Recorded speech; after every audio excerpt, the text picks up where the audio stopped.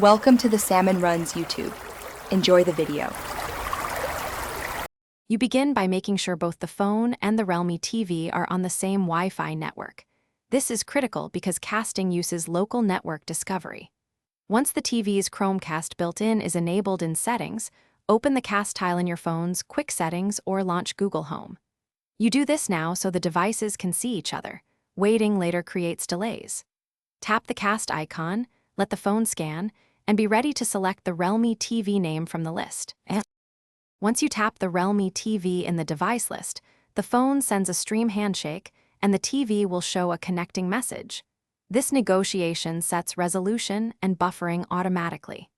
Make sure you accept any permission prompts on both devices so the session can start. You can now control volume either on the phone or TV, lock orientation for a steady image, and switch apps. Media apps use optimized casting, while full-screen mirroring sends your device. To end the session, open the cast tile or Google Home and tap Stop Casting.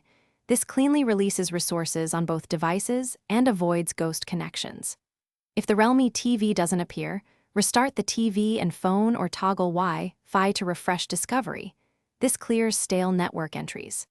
As a key troubleshooting tip, move both devices to the same 5 GHz Wi-Fi band or connect your router via Ethernet. Better bandwidth and lower interference resolve most stutter and connectivity issues quickly.